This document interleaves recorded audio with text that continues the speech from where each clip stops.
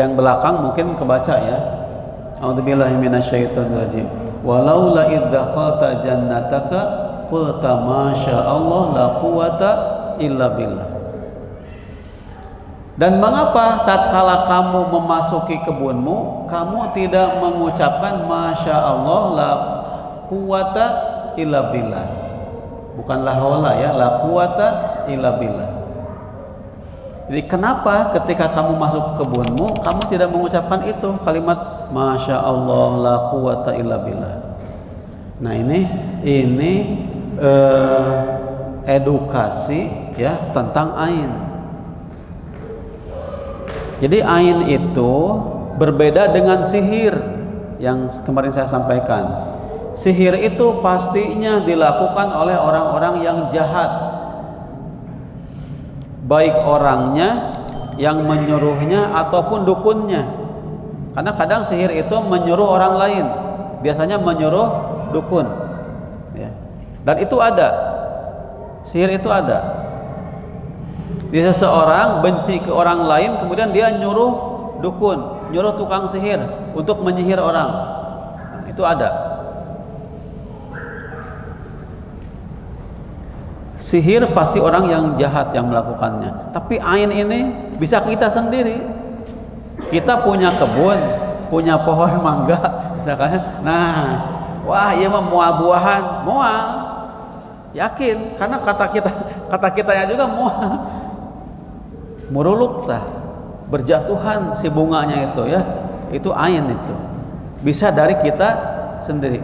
Harusnya ketika pohon-pohon kita, kebun kita banyak pohonnya, banyak bunganya, masya Allah la quwata illa billah ya, semuanya hanya dengan izin Allah, dengan iradah dan kekuasaan Allah. Tidak ada kekuatan kecuali atas pertolongan Allah.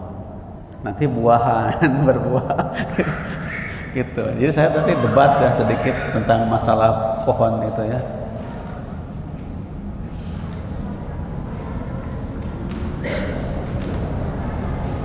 Jadi kalau kita lihat pohon orang lain, lihat pohon kita atau kendaraan orang lain, kendaraan kita, kita kagum ya.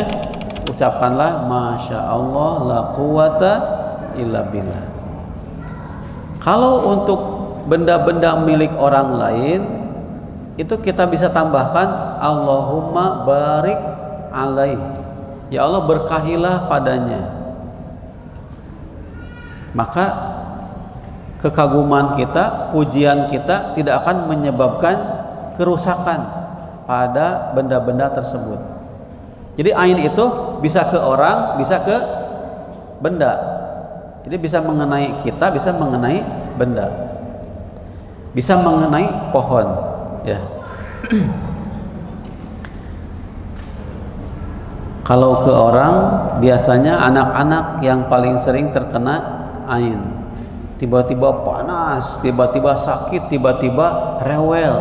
Makanya di zaman Nabi SAW pernah ada di rumahnya itu anak-anak kurus gitu ya. Kemudian di matanya ada semacam cekungan-cekungan atau garis-garis kekuningan. Maka kata Nabi SAW, irqihim, ruqyahlah dia, ruqyahlah, karena dia terkena bihan nadroh, terkena ain, terkena gangguan gitu ya. Jadi solusinya adalah diruqyah. Selain diruqyah anaknya, diruqyah bapak ibunya, juga bapak ibunya suruh wudu, ditampung, kemudian dimandikan. Jadi ain ini bisa dari orang terdekat atau orang yang cinta, yang sayang kepada kita. Sihir itu selalu dari orang yang jahat. Saya nggak tahu pernah cerita atau enggak, ada suami yang sakit ternyata gara-gara istrinya ya, dengan izin Allah. Jadi saya ditelepon sama seseorang orang tua, maksudnya emang dia orang tua murid ya. Nelpon saya, Pak Ustadz, ini suami saya sudah 2 minggu 2 pekan nggak tidur, jejeritan we cenah. Dari malam sampai pagi jejeritan.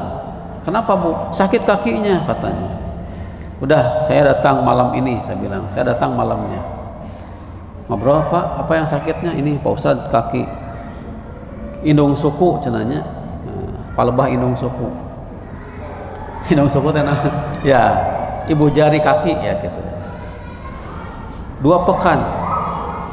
Nyanyautan, panas, pokoknya tepuguh rasa, nggak bisa tidur. Saya rukyah ya si bapak itu sama ibunya, sama istrinya. Ketika dirukyah, Pak, merinding nggak? Enggak. Pusing nggak? Enggak. Sakit nggak? Ya, enggak sakit sebenarnya. Saya rukyah istrinya. Bu, ibu merasakan apa pas dibacain tadi? Enggak apa-apa, cuman agak pusing-pusing dikit katanya. Terus saya bilang, ibu pernah ngomong apa dalam hati ke bapak? Yang itu bisikan itu tuh dari kebencian atau kejengkelan atau kemarahan. Dia ingat-ingat, oh iya Pak Ustadz ingat katanya. Suami saya tuh kan orang Palembang katanya ya. Sok hahaok wae, haok polotot. Apa haok polotot? Ya bentak-bentak saja gitu. Salah dikit bentak, marah-marah dan sebagainya. Sampai suatu malam saya bilang, ya Allah, beri pelajaran suami saya. Malamnya betul sakit kakinya, dikirain teh apa asam urat atau apa, udah ke dokter, udah 3 dokter katanya ya, udah ke rumah sakit, nggak ada penyakitnya. Nah, iya. Kalau begitu, ibu wudu, disiramin ke bapak. Terus ibu nanti wudu lagi, ditampung, dimandiin. Pak mau ya? Mau kata bapaknya tuh ya. Dimandiin bekas wudu istrinya. Bakatku ingin sembuh, jadi mau lah. Kalau normal mah nggak mau mungkin ya. Akhirnya dilakukan. Ya. Malam itu juga dilakukan sama si ibu itu. Di apa wudu, ditampung, disiramin ke tempat yang sakitnya, kemudian dimandikan juga. 2 hari berikutnya saya telepon, si ibunya yang telepon, Ustaz, alhamdulillah suami saya sekarang sejak malam itu nggak sakit lagi dengan izin Allah. Nah Bu, saya bilang itu namanya ain. Jadi ibu tuh ada kesal, jengkel, marah, lalu ada ucapan seperti itu. Ya. Itu namanya ain. Ketika dimandikan hilang aja seketika ya, seperti itu.